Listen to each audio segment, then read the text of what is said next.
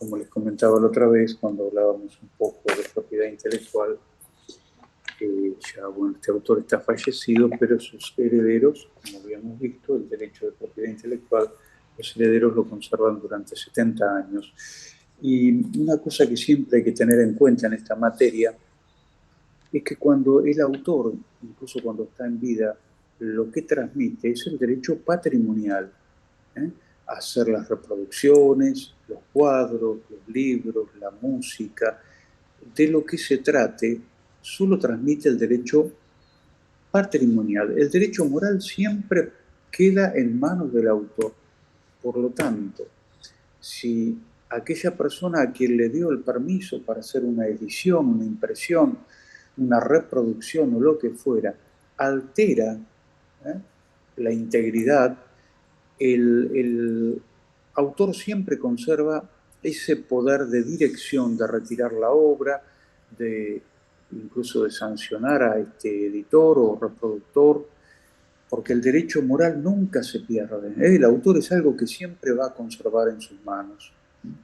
Lo que transmite es el derecho patrimonial. Bueno, que con su genio, con su arte, alguien pueda lucrar, eso sí lo transmite, haga los libros, haga los cuadros, reproduzca la música, venda lo que sea, pero si ese editor, ese intermediario entre el público y el autor modifica la obra de teatro, la obra literaria, lo que sea, el autor nunca transmite el derecho moral a esa paternidad que tiene sobre la obra y por lo tanto puede sancionar, retirar su obra y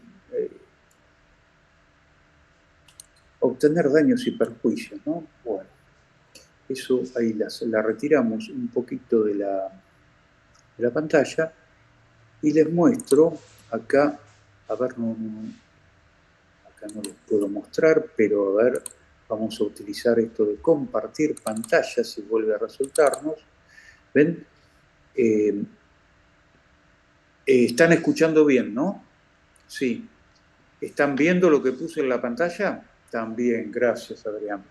Fíjense, esto es más reciente. El otro caso que yo les había comentado era de esa empresa Alpargatas que hacía almanaques y que fue sancionada por no respetar lo previsto. En este caso es del año 2014. YPF hizo, como dice ahí brevemente, una muestra, participó de las muestras estas del campo que se llaman Expo Chacras y utilizó indebidamente reproducciones, claro, como era una muestra de campo, que mejor que este autor para poner viñetas, cuadros, esos flyers que se hacen ahora, murales, pero bueno, como no había acordado con los herederos, fíjense, estos demandaron a YPF y ahí por lo menos el acápite, si lo alcanzan a ver, dice la sala E de la Cámara porteña, condenó a la empresa YPF a indemnizar a los herederos del artista plástico por haber utilizado parte de su obra sin la autorización de él. Así que fíjense, ¿ven? El derecho, entonces, patrimonial que se transmite dura de por vida y los herederos durante 70 años. Pero el derecho moral es el que siempre se puede poner en práctica para rectificar, retirar, sancionar si la obra ha sido puesta sin la autorización debida del autor, que por ahí autorizó una o dos obras y el editor toma 4 o 5. También hay que ver los contratos a veces de edición o de reproducción. Se autorizan tal o cual tema musical, pero no todo lo del autor. Entonces, cuando uno se excede, también está violando ese derecho patrimonial. Bueno, esto era como para darle un toquecito de vista a lo que es el derecho intelectual. Estamos en la unidad número 8. Y el otro tema que sigue es un poco menos alegre, porque fíjense que después viene el tema de los cementerios. Entonces, bueno, quise poner un par de pinturas y de casos para arrancar no con este tema tan, diríamos, lúgubre o tétrico de los cementerios, pero bueno, es lo que nos toca analizar ahora, aunque sea brevemente. de los cementerios públicos, porque, como vamos a ver un par de unidades más adelante, están los cementerios privados, que forman parte ahora de una nueva forma de derecho real. Lo que vamos a comentar ahora, o que nos pide acá, son los cementerios públicos. Bueno, los cementerios públicos, como todos los bienes del Estado que nosotros habíamos visto allá cuando leímos el 235, el 237, habíamos visto que hay distintas clases de bienes que tiene el Estado. Se mencionan algunos, los lagos, las lagunas, las montañas, después están los que son de carácter artificial, como los caminos, los puentes, y dice por ahí el código, tanto el viejo como el nuevo, toda obra de utilidad común. Y evidentemente un cementerio es una obra de utilidad común porque en toda ciudad existe un lugar donde dejar a los muertos, ¿no? A las personas cuando abandonan esta vida, como se solía decir un poco filosóficamente. San Agustín hablaba de la ciudad de Dios y la ciudad de los hombres. Podríamos hablar de la ciudad de los vivos y de la ciudad de los muertos también. En toda ciudad hay un cementerio, es algo necesario. Generalmente cuando uno va por la ruta, a veces antes de llegar al pueblo, al destino, primero viene el cementerio y después viene el pueblo o la ciudad. O al revés, uno pasa una ciudad y después al poco trecho aparece el cementerio. Son como ciudades que se diferencian, lugares que se diferencian, esto desde siempre, ¿no? Por razones de salubridad y de higiene se colocaba lejos, digamos, a los cuerpos, los cadáveres de las personas. La historia de los cementerios primero estuvo ligado un poco, incluso si vamos a Roma a buscar algún antecedente muy breve, a lo que los romanos llamaban, estos romanos eran tremendos, ¿se acuerdan? Como estaban las res nullius, las res derelictae, bueno, tenían las res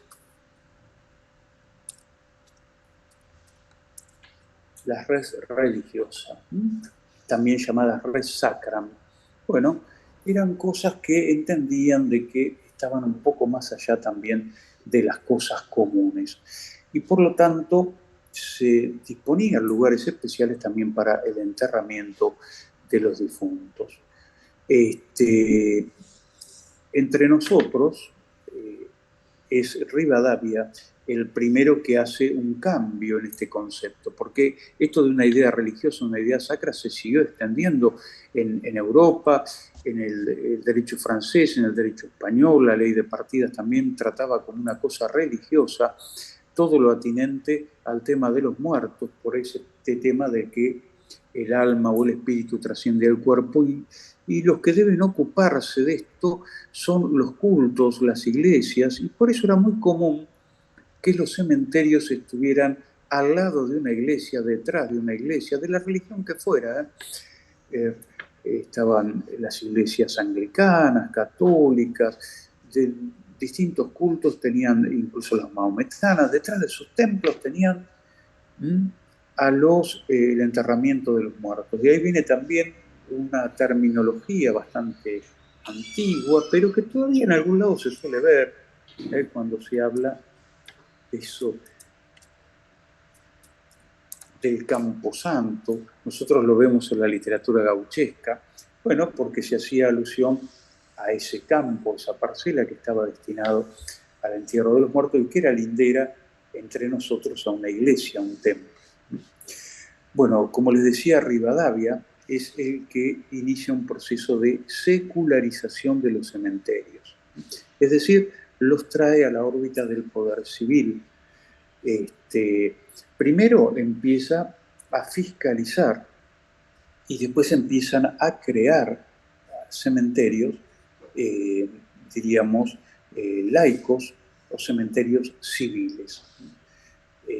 Con toda esa serie de reformas que hace Rivadavia ya a principios del siglo XIX, una de ellas, ya habíamos visto la ley de enfiteusis como derecho real suprimido, bueno, otra medida importante fue la secularización de los cementerios. Es decir, que empezó el Estado a tener injerencia sobre los cementerios. Muchos siguieron estando cerca de las iglesias, pero ya era el Estado el que fiscalizaba la higiene, el que fiscalizaba la salubridad y las condiciones en que se producían los enterramientos, ¿verdad? Después tuvimos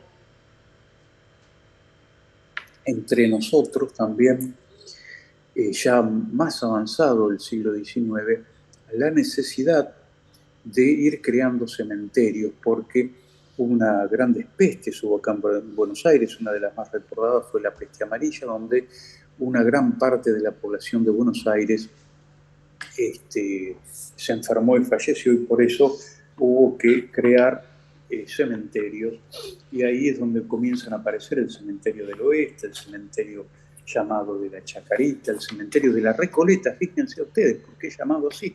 Porque precisamente pertenecía a los monjes agustinos recoletos. ¿Ven? Estaba relacionado el cementerio con la iglesia. Pero poco a poco esos lazos se van aflojando, se van perdiendo, y aparecen las ordenanzas municipales que empiezan a regir a los cementerios, y sobre todo estos cementerios que ya no estaban más en las iglesias, sino que eran municipales, como empezó a decir el Código Civil Viejo, y lo reitera el Código Civil y Comercial. Habla de en los artículos 235, 237, de obra de utilidad común. Bueno, es el cementerio. Hubo un tema que las primeras ordenanzas hablaban de venta de las parcelas, y esto dio lugar a confusión en cuanto a que si sobre la parcela existente en un cementerio alguien podía tener un derecho de dominio igual que la venta de un lote en cualquier otro lado. Bueno, esa palabra introdujo confusión. Lo cierto es que este tipo de transmisiones que hacía el Estado municipal a los particulares no era una simple compraventa, no era una transmisión de un derecho real de dominio, y eso después lo tuvo que aclarar también la Corte. Cuando ustedes recordarán, en la unidad 5 vimos el caso jurisprudencial de, lo mencionábamos, Bordeaux, con Municipalidad de Buenos Aires. Se trataba de una sepultura. Bueno, ahí lo vimos en la unidad 5 dentro del amplio concepto que es la propiedad, ¿no? Como todo interés apreciable que una persona pueda tener más allá de su vida y de su libertad. Pero acá vemos otra arista del fallo que dijo, si bien no habló de la naturaleza jurídica del cementerio, dijo que no era un derecho de dominio, así como el que uno puede tener sobre otra cosa. Se basó, por supuesto, en lo que decía el viejo Código Civil, donde había notas que decían de que, bueno, no, el derecho que se tiene sobre un cementerio no es igual, lo decía de Molón en una de las notas, no es igual a el que puedo tener sobre una parcela. Entonces, lo que se transmite allí, dijo la Corte en este caso, es un derecho, sí, real también, pero de uso, un derecho real de uso, y un derecho real también con otro aditamento, es un derecho real administrativo. Por lo tanto, es ajeno un poco a todos los conceptos, en gran parte, que dimos desde el punto de vista del derecho civil. Es una propiedad con características especiales, dice nuestra unidad 8, pero acá vemos que es una especie de concesión, diríamos nosotros, ya que sí nos dan una concesión, en algunos casos se da a perpetuidad, pero la finalidad es única, las limitaciones son muchas. Si vamos a la unidad 7, cuando veíamos límites del dominio, aquí prácticamente no se puede hacer nada más que una sola cosa con este tipo de derecho. Por eso la particularidad que tiene este derecho. ¿Qué es lo que nos interesa de este punto, más allá de hablar de los cementerios? Bueno, que se planteó si era posible la prescripción adquisitiva, si era posible la partición también en caso de que hubiera un condominio sobre la sepultura. Y hubo un caso, ponerlo por ahí también, el caso Diana, y el otro caso era Miranda, con doble apellido,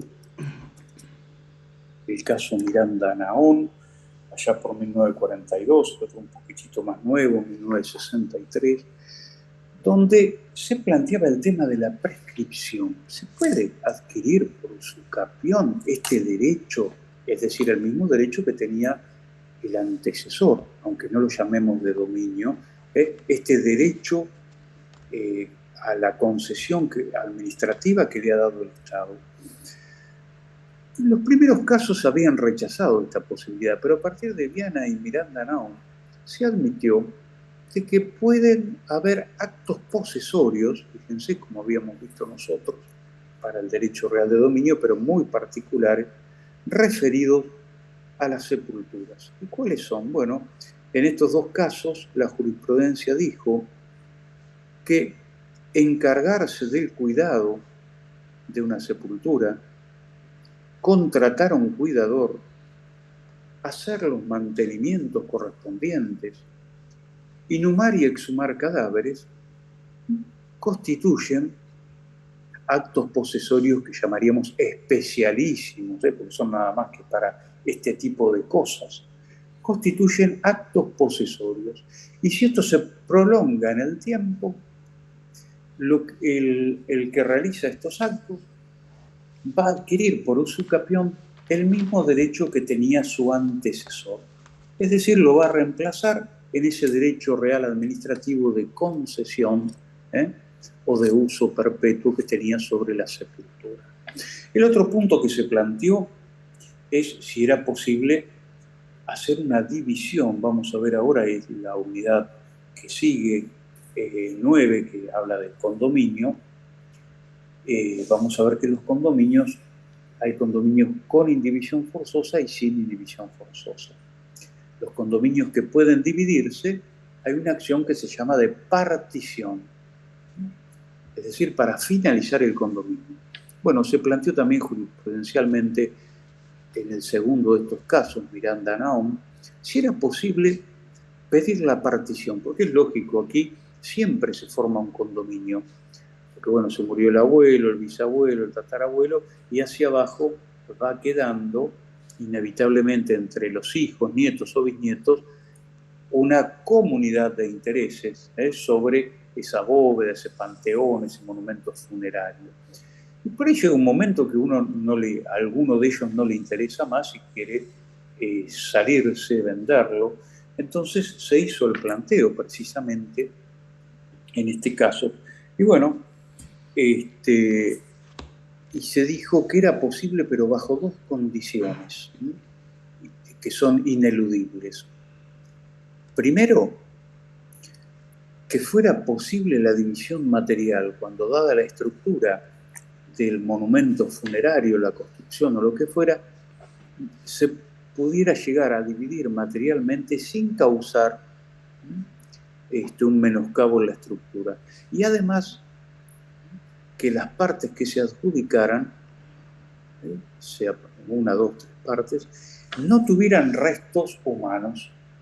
Es decir, en caso que esté vacío, que se hayan llevado tal vez a un osario común, se hayan cremado, etcétera, etcétera. Bueno, en alguno de esos casos está vacío el monumento funerario, la construcción, y además puede físicamente dividirse. Bueno, si se dan esos dos requisitos concurrentes, puede pedirse la partición, que uno se quede con una parte y tal vez la venda, el otro condominio se queda con una parte y la conserva. Bueno, así que eso es lo que más o menos hay que hablar en cuanto a los sepulcros. No hay publicidad registral en los sepulcros porque el registro de la propiedad inmobiliaria no lleva un registro de los sepulcros, pero sí la municipalidad lo hace. Sería como un registro menor, ¿no? Pero bueno, no tiene el peso que da la publicidad del registro de la propiedad inmueble. Pero existe sí un registro para saber quiénes son los titulares, para saber fechas, movimientos, y etcétera, etcétera. Bueno, así que los cementerios públicos forman parte del dominio público del Estado y por lo tanto son imprescriptibles, inembargables, inenajenables, pero eso no quita que alguien pueda tener un derecho de uso temporario o perpetuo sobre la cosa y que pueda ser objeto de prescripción adquisitiva si otro aparece usando la cosa y reemplaza por el tiempo al anterior. Y también se pueden ser objetos de partición o división si están vacíos y si es susceptible materialmente de que así sea. Bueno, brevemente el tema de sepulcros, pasamos a otro tema un poquito más lindo, cementerios públicos siempre. Pasamos al bien de familia. Esto es importante, dentro de la unidad es generalmente el punto donde puede venir dirigida alguna pregunta cuando a alguien les toca la unidad 8, es como de cajón, así como decíamos, bueno, en la unidad 7, el artículo 1973 es el central, dentro de la unidad 8 está bien de familia, que es una institución que hay que tener las nociones de lo que significa y de lo que es. Esto tiene que ver con las políticas del Estado que tendió a solucionar otra vez el tema de la vivienda. La persona para vivir y desarrollarse necesita de una vivienda. Desde siempre nos han enseñado que la familia es la base de la sociedad, etcétera, etcétera. Pero bueno, si no hay una vivienda, esa base de la sociedad va a estar bastante inestable. Entonces el Estado se preocupa por garantizar, y a veces lo hace mejor, a veces un poco se olvida, a veces lo hace un poco mal, de la vivienda. Entonces aparece la preocupación, había una, a ver si lo tengo por aquí, fíjense un antecedente, a ver si lo tengo, se los comparto, como, a ver si lo tengo acá. Aquí.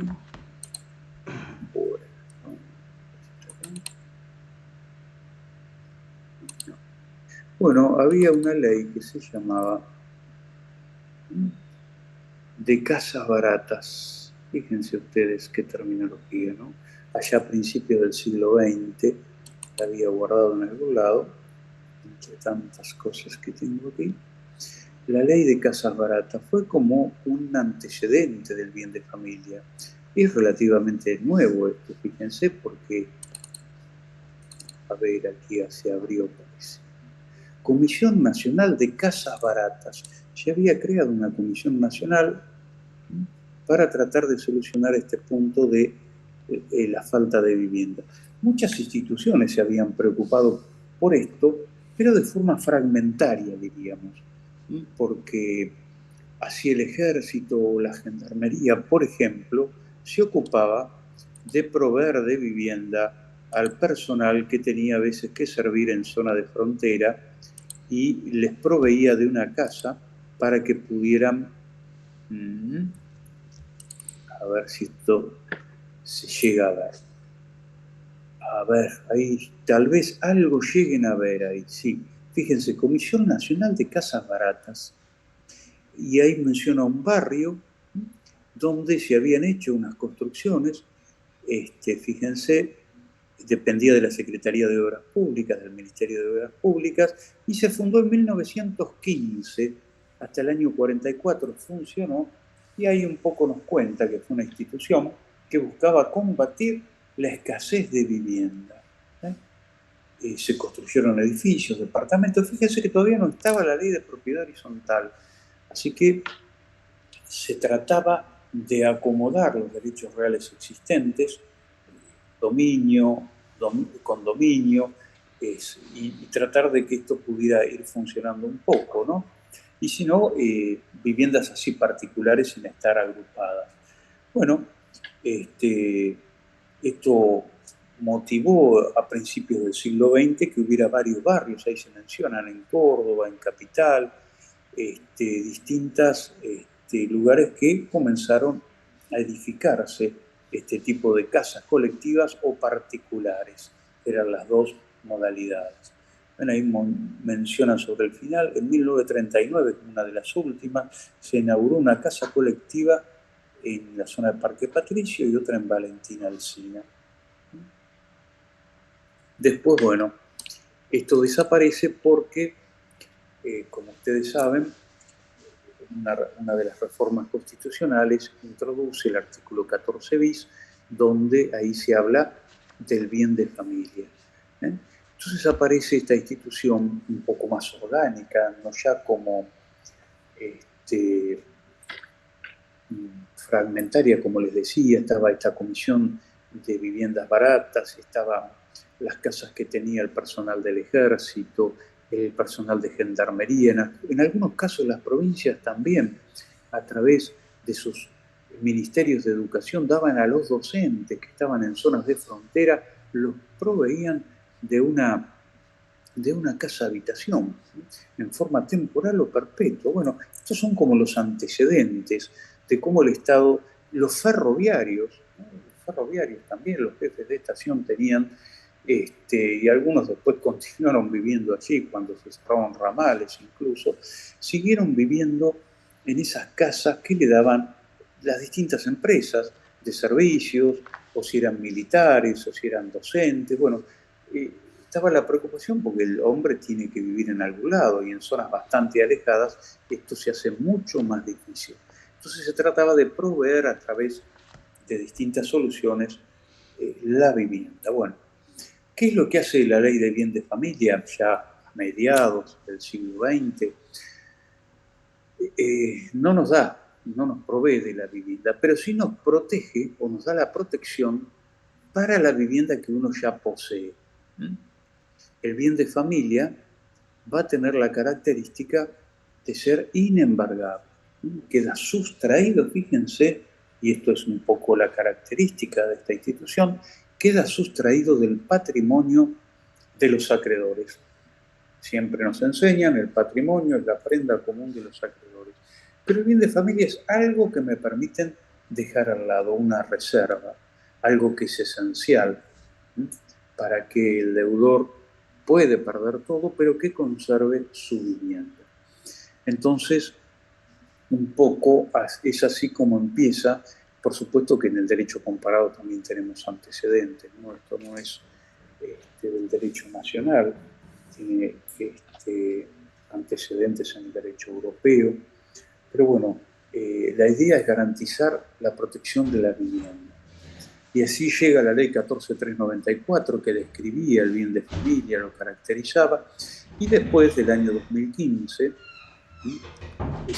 la Constitución lo sigue llamando bien de familia, pero el Código Civil y Comercial lo llama vivienda. Si ustedes, vamos a poner por aquí, a partir del artículo 244 del Código Civil, van a ver que nos habla de vivienda. El Código Civil lo permite, recogiendo toda esa tradición un poco abreviada que yo les acabo de contar. A ver, ¿quién encontró este artículo 244? A ver, ¿qué nos dice?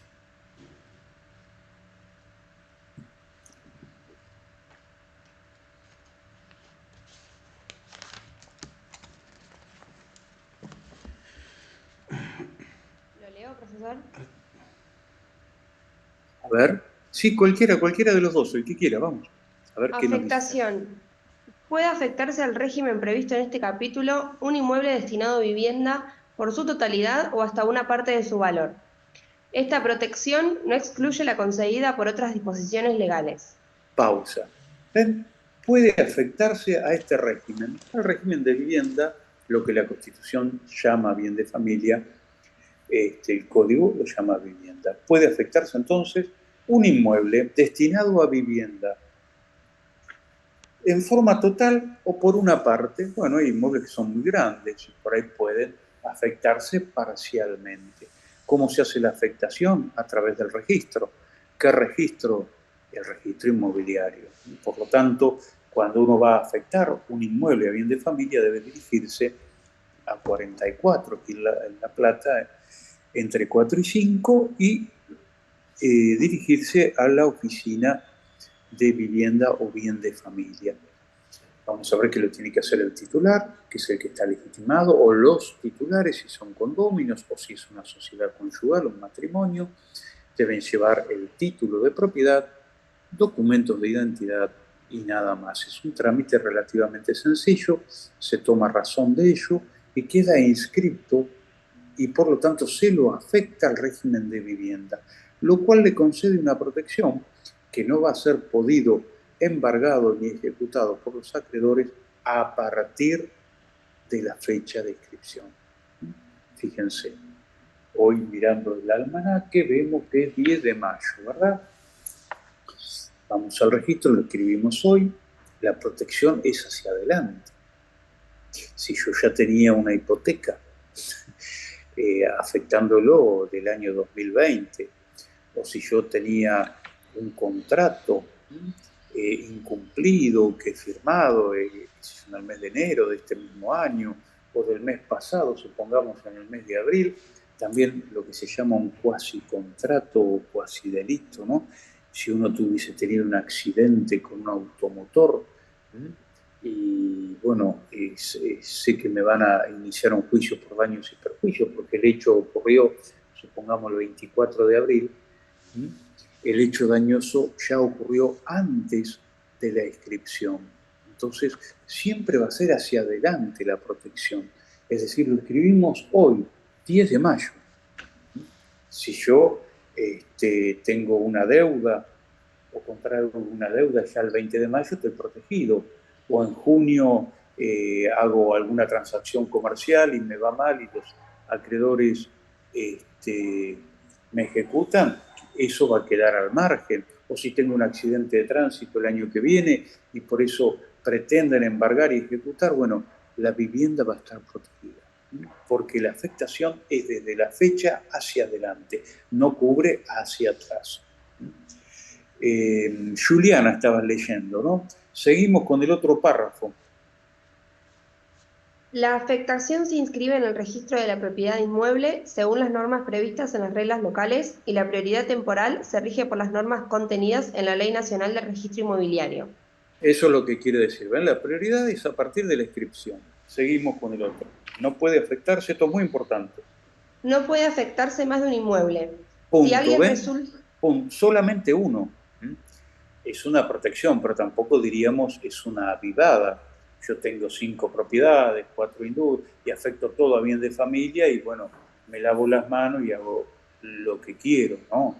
No, eso ya sería ir en desmedro de los acreedores, sería un acto de mala fe, porque para vivir uno necesita solamente una vivienda, no 5 propiedades, no se puede inscribir todo a bien de familia. Y se puede darse, y ahora lo va a leer Juliana, que aparezcan 2 afectaciones. El código nos da la solución. Si alguien resulta ser propietario único de 2 o más inmuebles afectados, debe optar por la subsistencia de uno solo en ese carácter dentro del plazo que fije la autoridad de aplicación, bajo apercibimiento de considerarse afectado el constituido en primer término. Alguien puede eventualmente resultar beneficiario.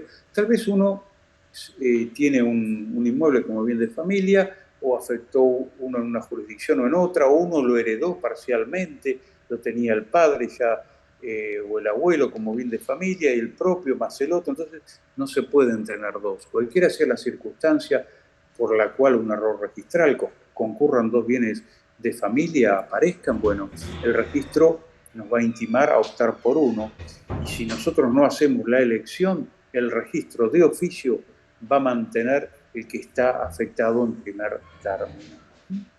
Bueno, entonces esta es la afectación, las características que tiene la afectación, y el 245 nos dice quién está legitimado. Fíjense, ya lo habíamos dicho, el titular registral. Si está en condominio, bueno, deben ir los 2, 3, 4 condóminos, 5, que habían adquirido la cosa juntamente. También la afectación se puede disponer por actos de última voluntad, que se ha afectado a buen de familia, y si hay menores, si eso figura en un testamento, bueno, el juez debe, a través de la representación de los menores o incapaces por el Ministerio Público, ordenar la inscripción. Y también la última parte del 245 nos trae otra forma de afectar que siempre a petición de partes, porque no lo puede hacer de oficio el juez, pero si las partes le presentan un acuerdo en un juicio de divorcio, dice, donde a uno le atribuye la vivienda, a pesar de que terminó la convivencia, bueno, puede ser aceptado, homologado en un juicio de divorcio donde se disuelve la sociedad conyugal y se le adjudica a uno la vivienda, que tal vez sea la parte que continúe con los hijos, y a pesar del divorcio se inscribe como bien de familia esa vivienda donde continúa uno de los dos, seguramente con los hijos o beneficiarios que pueden ser también incapaces. Bueno, además de los titulares, el 246 nos dice que están los beneficiarios. ¿Quiénes son? Bueno, los que conviven, los que están con el propietario. Cuando uno afecta como bien de familia, puede decir que afecta en la vivienda. Y fíjense que acá hay una diferencia con la ley anterior, porque el 246 dice que quién la puede afectar y quién es beneficiario, el propietario, y lo dice en singular, su cónyuge, después agrega en caso que sea casado, su conviviente, sus ascendientes o descendientes. Porque ahora no se requiere la existencia de familia para afectar el régimen de una vivienda. Con esta interpretación, que solamente el propietario, en singular, lo puede afectar, bueno, si una persona es soltera, puede afectar ahora también a bien de familia una propiedad. O si es viudo y vive solo, bueno, también lo puede afectar como bien de familia. Se benefician también, en caso que es casado, tanto el cónyuge como el conviviente. El Código Civil y Comercial ahora también le da ese beneficio al conviviente. Lo que antes llamábamos concubinato, lo van a ver el año que viene, ahora se llama unión convivencial. Y es una figura que subsiste o coexiste además del matrimonio. Bueno, el conviviente puede ser beneficiado también, lo va a decir por allá adelante, en el artículo 526, cuando está hablando de las uniones convivenciales, dice atribución del uso de la vivienda familiar. Artículo 526, fíjense. Vamos a poner ahí para que lo tengamos. Dice de que el uso del inmueble que fue sede de la unión convivencial puede ser atribuido a uno de los convivientes. Y pone dos casos. Cuando está a cargo del cuidado de los hijos y ve si se acredita que necesita una vivienda. Pero hay una diferencia sustancial de que el juez, si bien le da la atribución, el plazo en que el conviviente puede utilizar de la vivienda no puede exceder de 2 años. En cambio, el cónyuge, que es beneficiario del bien de familia, usa del bien de por vida. Hay una diferencia sustancial entre la unión convivencial y el matrimonio. Pero bueno, esos pequeños vericuetos los van a ver en familia cuando lo analicen. El tema que puede ser beneficiario también el conviviente. Se puede subrogar, lo dice el 248, que si uno compra otra vivienda, dijimos que no se pueden tener 2 viviendas como bien de familia, pero puede reemplazar la primera por la segunda, ¿no? Sustituir una por otra, ¿no? Hace el cambio de afectación. ¿Y cuál es el efecto especial o principal? Lo que dice el 249. A ver, ¿qué nos dice este artículo? Esto es lo que tenemos que saber centralmente del bien de familia.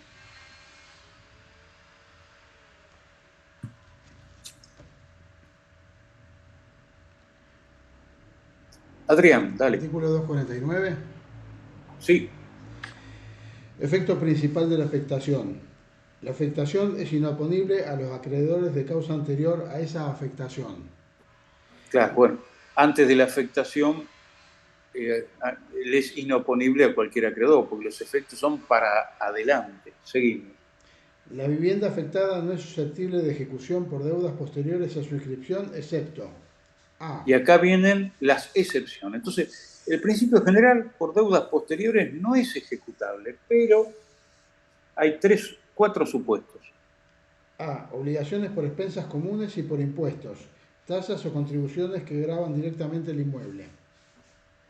B. ¿Ven? Entonces, el Estado siempre está al margen de cualquier afectación. Si el Estado quiere ejecutar, puede ejecutar siempre el fisco. Y después, dentro del sistema de propiedad horizontal, como es esencial el pago de expensas para la subsistencia del sistema, porque si nadie paga expensas, el edificio se va a la ruina, también, fíjense, las obligaciones por expensas comunes están, están previstas como una excepción al bien de familia. Yo tengo el departamento como bien de familia, pero si no he pagado nunca expensas, pueden llegar a ejecutarme.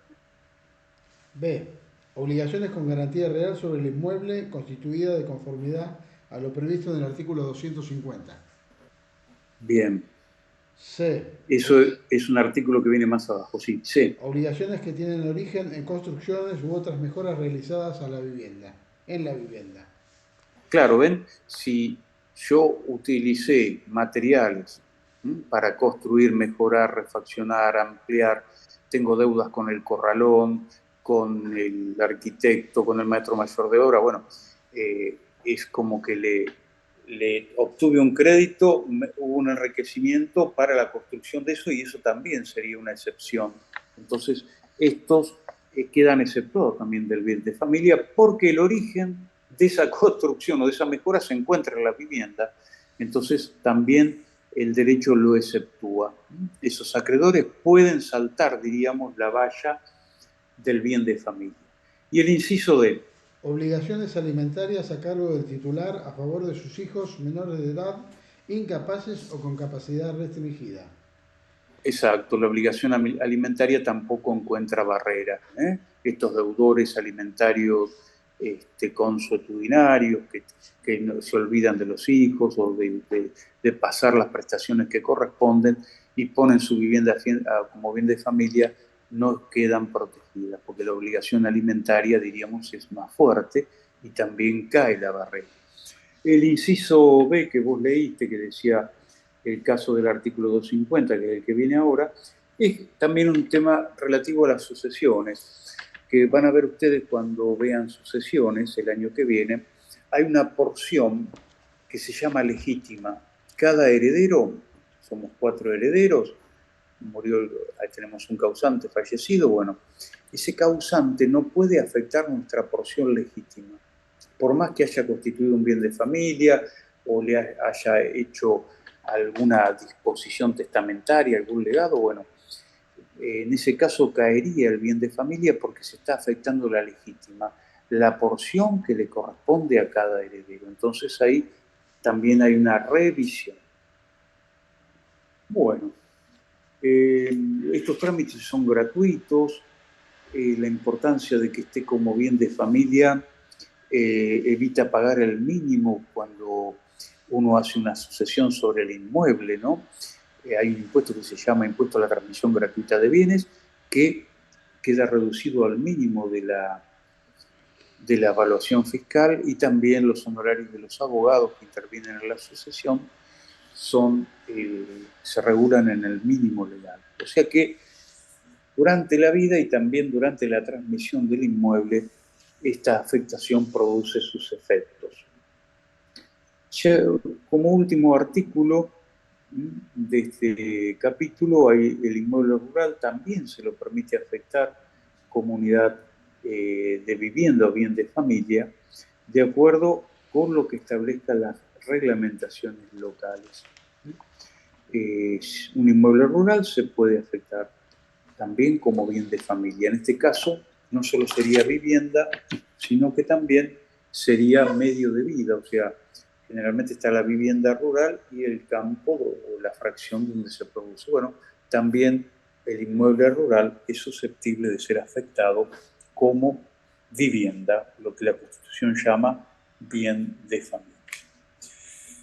Otro punto que tenemos, la llamada Ley Pierri, que alguna vez por ahí la escucharon nombrar, que permite adquirir o ir en vías de adquirir la propiedad, ¿no? Es una forma de propiedad muy particular, donde se trata de que aquellas personas que habían tenido la posesión durante bastante tiempo y no tienen ni justo título, pero tienen acreditado que han hecho mejoras y por ahí no quieren esperar los 20 años para hacer una usucapión larga, pueden utilizar lo que el punto 5 de la unidad 8 dice, la regularización dominial. Es una ley que tiende a que se regule un dominio que le falta algo, diríamos, ¿no? Por lo tanto, entra dentro de este título de propiedades con características especiales. Está acá 24.374. Hay que saber simplemente que es una ley que tiende a beneficiar a las personas de pocos recursos, que nunca a veces han podido establecer un título o no tienen recursos para hacer un proceso o para ir a una escribanía. Entonces, lo que antes era la Escribanía General de Gobierno, que se encargaba de estas regularizaciones, ahora en cada partido de la provincia de Buenos Aires hay generalmente una escribanía particular que a su vez presta el servicio que prestaba la Escribanía General de Gobierno de regularización de inmuebles a través de esta ley 24.374. ¿Qué hay que hacer? Bueno, el titular tiene que dirigirse a esta escribanía, supongamos que viva en el interior, en Bahía Blanca, Mar del Plata, Valcarce, donde sea, y va a la escribanía que realiza estos trámites de regularización dominial y tiene que acreditar la posesión, lo primero. Y se le hace una visita, se le envía un asistente social, verifica las circunstancias, ve las características del lugar. Generalmente es fácil observar si la persona está desde hace poco tiempo, mucho tiempo. Se cita por edictos al titular registral para ver si se presenta. Si no se presenta, no hay oposición. Se lo cita al último domicilio conocido, se lo cita por edicto. Bueno, si se presenta, bueno, ahí se parte este proceso voluntario y se va a un proceso judicial y se dirime como un tema que puede darse a través de una acción posesoria o reivindicatoria. Pero si no sigue este proceso, llamaríamos voluntario, donde si no existe oposición, vencido el plazo de 30 días de los edictos, en la escribanía de ese partido se va a labrar un acta que no es una escritura, eso es como una escritura, es un instrumento público, pero el acta dice de que la persona está detentando la cosa, que está en posesión de la misma, pública, pacífica, ininterrumpida, que de las constancias de la visita que se le ha hecho a través de esos trabajadores sociales, acreditó vivir ahí, haber estado desde hace tiempo, a través de los vecinos que han dado su testimonio, bueno, se labra un acta. Con esa acta se inscribe en un registro especial que hay en el registro de la propiedad y comienza la consolidación dominial. Si no hay oposición, si nadie se presenta y pasan 10 años desde la inscripción de esa acta de consolidación, bueno, esa acta se transforma mediante un pedido también que hace el titular después al registro en un título definitivo de propiedad.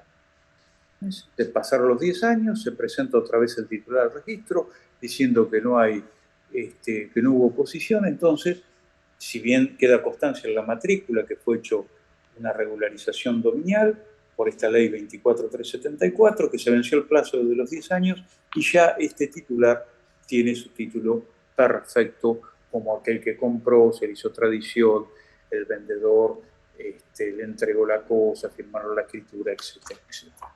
Esto se hizo para regularizar un montón de inmuebles, sobre todo en personas de pocos recursos y que a veces no recurren a un proceso judicial ni tienen a veces dinero para ir a una escribanía tampoco. Y simplemente eso, conocer lo que es la regularización del unidad. Y con el punto que cerramos esta unidad es con la propiedad indígena, otra forma de propiedad muy particular. Como les decía, ya algo les había comentado. Nosotros tenemos ahora en el nuevo Código Civil y Comercial, en este título preliminar, se cierra con el artículo 18, que habla de los derechos de las comunidades indígenas.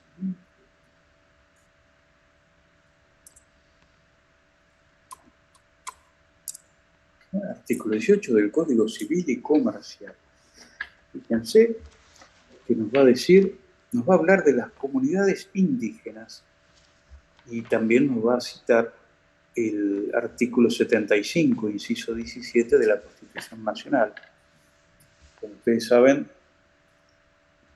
fue cambiando la mentalidad legislativa, la mentalidad jurídica respecto del que primero se llamó indio, después se lo llamó aborigen, después se lo llamó pueblos originarios.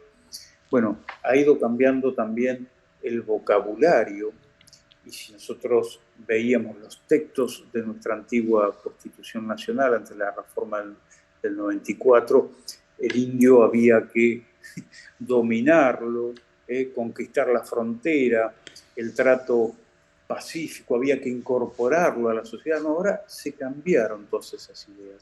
Hay que respetar los modos de vida, si se quiere integrar o no, o si quiere mantener su forma tradicional de educación y de vida, lo puede hacer. Antes había como una imposición. Bueno, qué mejor ejemplo que la campaña del desierto que hizo Roca ya por 1870, donde o se rendían o se los pasaba por arriba o se los corría hasta los confines de la patria, ¿no? Bueno, ahora no, se lo debe integrar, se lo debe respetar, incluso vamos a ver que está el Instituto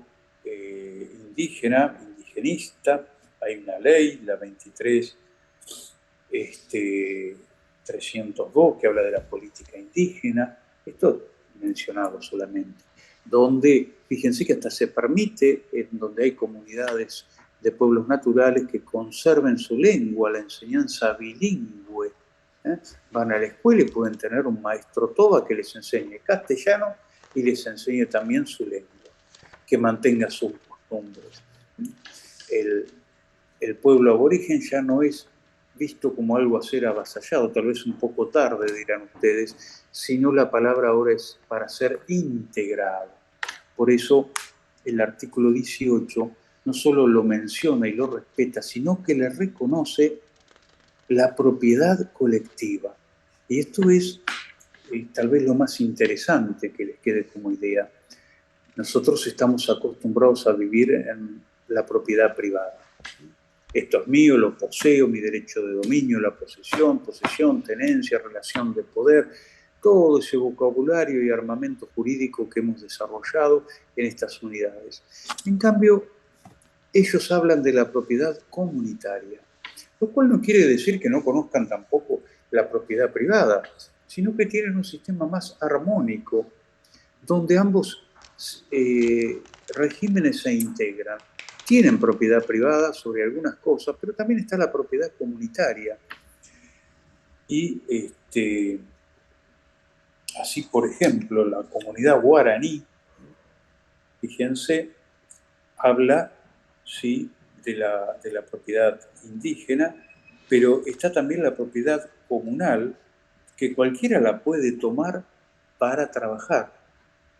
Y la propiedad privada, cuando alguien no la trabaja, una fracción que uno haya tomado de esa propiedad comunal, vendría a ser como res nullius, la puede tomar el otro integrante de la comunidad que la empieza a trabajar, porque es el trabajo y no la ocupación lo que me dice dentro de las comunidades aborígenes quién es el que tiene derecho a esa propiedad. Está la propiedad comunal, La propiedad privada como que se le adjudica un poco a quien la trabaja, después la puede dejar de trabajar y la puede comenzar a trabajar otro, y aparece en armonía con la propiedad comunitaria las propiedades privadas, además de que cada uno puede tener, por supuesto, su vivienda, sus utensilios y todas sus cosas que integran lo que llamaríamos propiedad privada. Esto de la propiedad indígena también fue reconocido por la Corte Interamericana, sobre todo en defensa de los derechos, los recursos naturales de los indígenas. Nuestro programa por ahí menciona, fíjense, punto 6, propiedad indígena, artículo 75, inciso 17, la ley está 23032, y dice convenio 107 y 169 de la OIT, Organización Internacional del Trabajo. Bueno, ¿qué dicen brevemente esto? Son dos resoluciones de las Naciones Unidas, porque este es un organismo de Naciones Unidas, donde les reconoce y les ha dado prioridad a los aborígenes, por ejemplo, en recursos como el agua, que para las comunidades aborígenes son importantes, y hubo casos, sobre todo en la jurisprudencia de Chile y de Ecuador, donde la Corte Interamericana falló a favor de que los recursos naturales que se encuentran en territorio de estas comunidades tienen ellos prioridad en el uso. Esto es lo que sustenta o respalda estas resoluciones de la OIT, la 107 y la 169. Y también hubo otro caso en Chile, donde ustedes saben que en Chile también hay mucha actividad minera, pero la Corte Interamericana le dio protección a las comunidades Aymara sobre campos que estaban siendo explotados por una empresa minera, porque en esa zona había hierbas medicinales y pertenecían también desde tiempos ancestrales a la comunidad indígena. Entonces falló en favor de los pueblos originarios, que tienen prioridad en el uso. En un caso, en Ecuador, por el uso de las aguas, en otro lado, por el uso de las plantas, raíces y hierbas medicinales.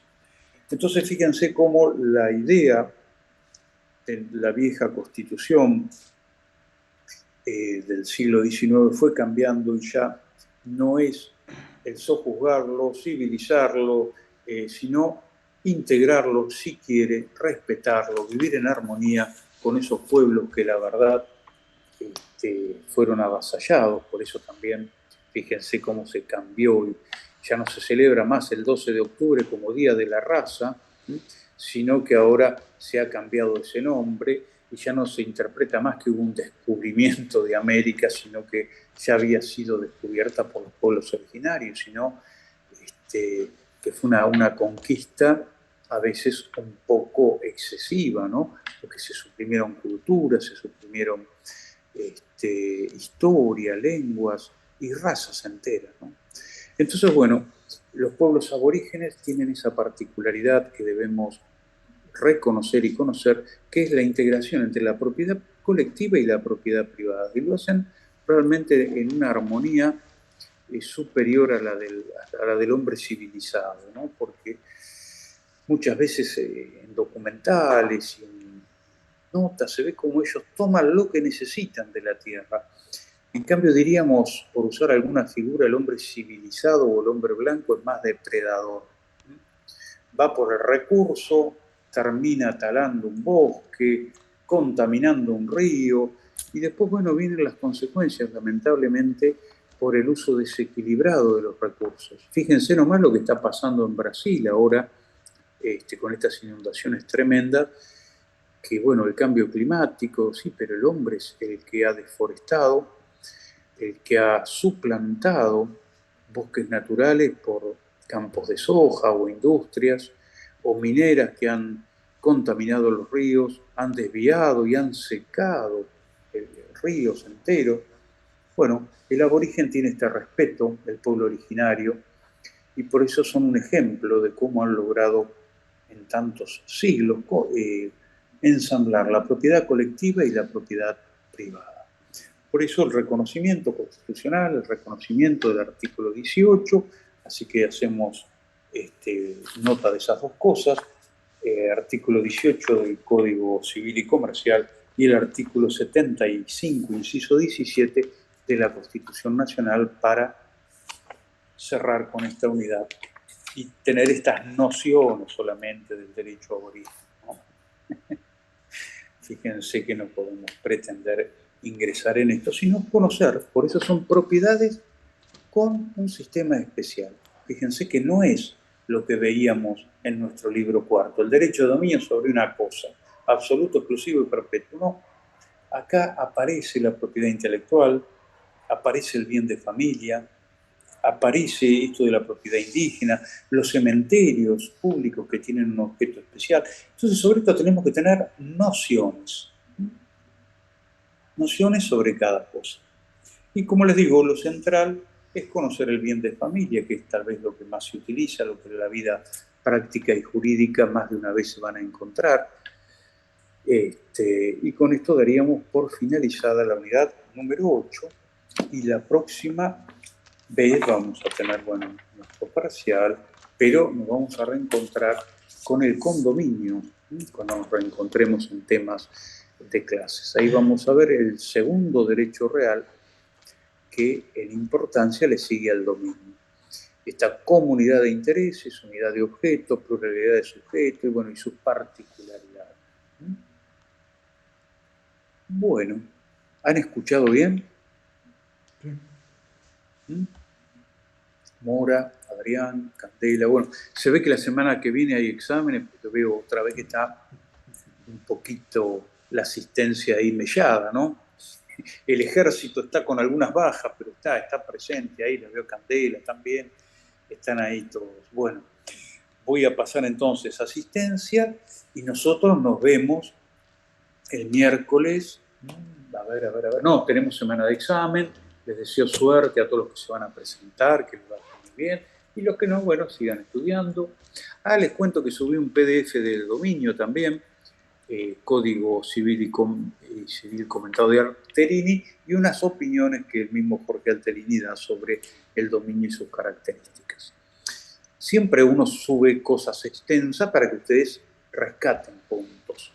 Siempre uno lee más para que le quede menos. Si subo solo una hoja, tenemos cada vez más pobreza, ¿verdad? Que no les falte material sobre este tema.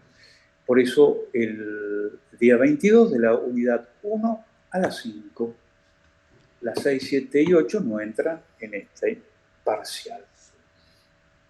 Vamos a ver, cualquier pregunta que se les ocurra me la formulan. Ahora voy pasando lista. Agrasar Maitén. Está.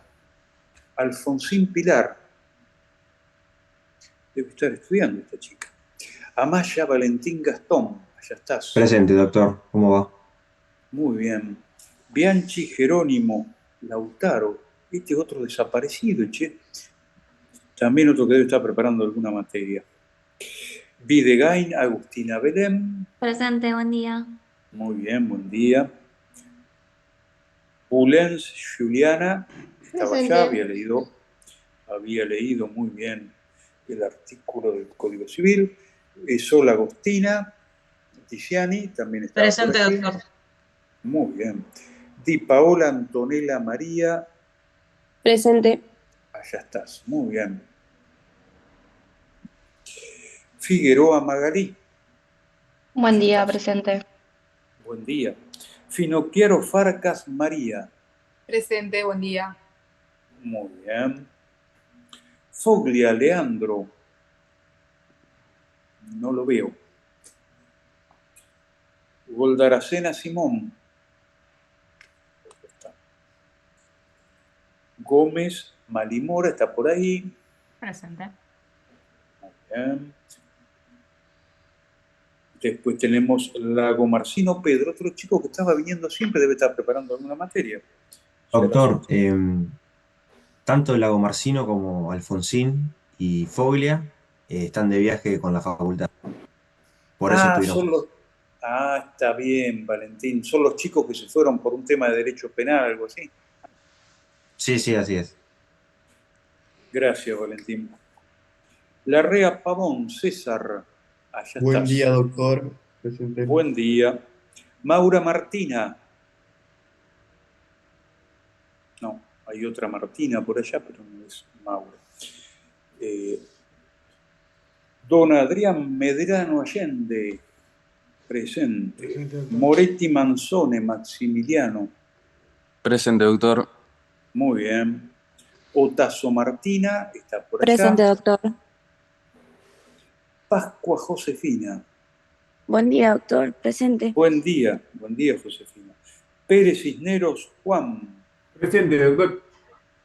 Muy bien. Rodríguez Manuel, otro que debe estar estudiando. Sadi Martina.